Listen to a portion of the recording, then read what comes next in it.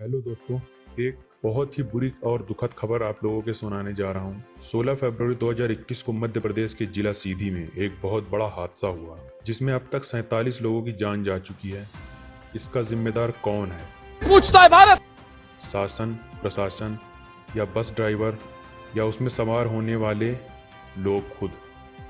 इसमें मैं सरकार और प्रशासन दोनों को जिम्मेदार कहूँगा। इन भोसड़ी वालों की वजह से ही इन मासूम बेगुनाह लोगों की जान गई है। सीधी जिला से सतना जिला तक जाने के लिए छुइया घाटी को क्रॉस करना पड़ता है और इस घाटी पे कितने ही अंधे मोड़ हैं और सड़क की हालत तो ऐसी है कि मानो सड़क पे गड्ढे नहीं, गड्ढों में सड़क है।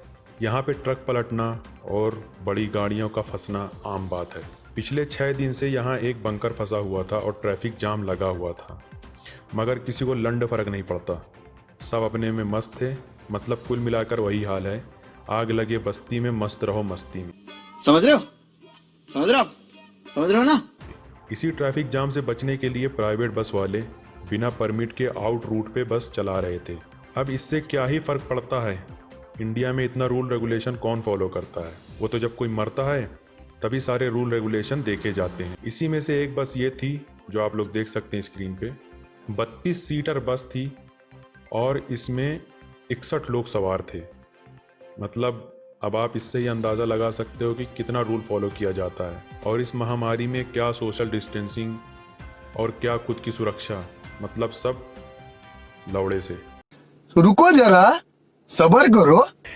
इसका ट्रेलर देख लिया है, अभी फिल्म बाकी है। अब जिस रूट पे जाम लगा था वहां से बचने के लिए सारी बसों को 12 किलोमीटर लंबे डाइवर्टेड रूट से निकाला जा रहा था और सोने पे सुहागा जो डाइवर्टेड रूट था उस रूट में भी काम चल रहा है और पक्की सड़क का दूर दूर तक कोई नामो निशान नहीं है। और खबरों के हिसाब से माने तो ये जो डाइवर्टेड रूट है इसमें भी सैकड़ों अंधे मोड़ हैं, ऊबड़ खाबड़ रास्ते, बड़े बड़े गड्ढे। और जिस दिन ये हादसा हुआ उसकी पहली रात बारिश भी हुई थी। एक तो रास्ता खराब, ऊपर से ये झटही मरचुदही बस और ओवरलोड अलग से। सोने पे सुहागा बारिश हो गई। अब सामने से आ रही ट्रक से ओवर क्रॉसिंग करते वक्त बस का बैलेंस बिगड़ा और बस सीधा 7 मीटर गहरी नहर में जा गिरी। अब इसका जिम्मेदार मैं तो मध्य प्रदेश की सरकार और सीधी जिले के प्रशासन को ही मानूंगा। पहली चीज, जब 6 दिन से घाटी पे जाम लगा था तो क्या प्रशासन अपनी गांड मरा रहा था या भांग के गोले खाकर सो रहा था? एक बार फिर पूछता है भारत। दूसरी बात, जब आपको पता था कि डाइवर्टेड रूट सेफ नहीं है तो बस को जाने की परमिशन क्यों दी? फिर बिना परमिट की बस और बस ओवरलोडेड क्यों थी? ये सारी जिम्मेदारी प्रशासन की है।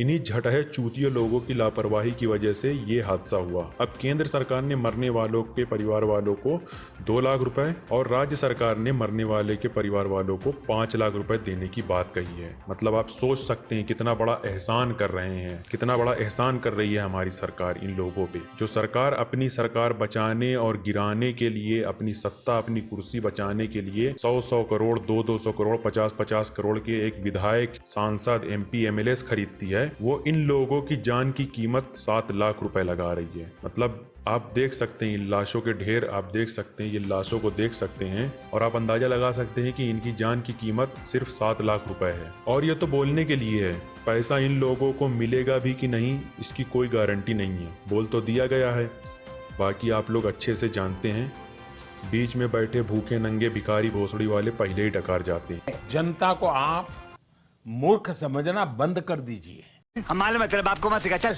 अब इन मरने वालों में किसी का बाप मरा है, किसी की माँ, तो किसी का भाई, तो किसी की बहन, तो किसी की अपनी औलाद। क्या उनका ये नुकसान ये 7 लाख रुपए पूरा कर पाएंगे? क्या इन लोगों की जान की कीमत 7 लाख रुपए थी? या इन लोगों ने जो खोया है उसकी भरपाई ये 7 लाख रुपए कर पाएंगे? मैं वहाँ जाती, मैं पेपर के लिए जा रही थी। सरकार जो नौकरी की उम्मीदें देता है ना, लोगों को उम्मीदें नहीं देता, जान लेता है।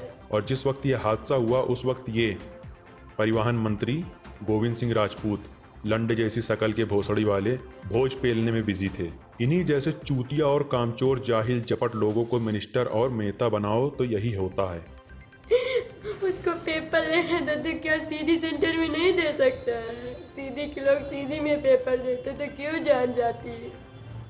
कुछ तो लेडी 6 महीने के बच्चे रखती थी, मासूम बच्चे अपने माँ बाप को प्यार नहीं पाए, कितना तड़पे होंगे। खैर, हमारे यहाँ की ये कड़वी सच्चाई है कि हमारे यहाँ की रोड, हाईवे, ब्रिजेस का काम जो स्टार्ट होता है वो 5-10 साल से पहले ख़त्म नहीं होता, और उसमें पब्लिक को जो परेशानी होती है वो अब हमको नॉर्मल लगने लगी है। और सबसे ज़्यादा एक्सीडेंट और कई बड़े हादसे इन्हीं की वजह से होते हैं, क्योंकि किसी भी तरह के सेफ्टी इंस्ट्रक्शन और किसी भी तरह के रूल फॉलो नहीं किए जाते, और इसकी जिम्मेदारी ना कोई लेता है और ना कोई इसकी जिम्मेदार किसी को ठहराता है। इसीलिए देश में ये हालात हैं और इसमें मरता आम इंसान है। भगवान इनकी आत्मा को शांति दे और इनके परिवार वालों को सब्र दे। फिर मिलेंगे नई खबरों के साथ अगले वीडियो में। तब तक के लिए नमस्कार।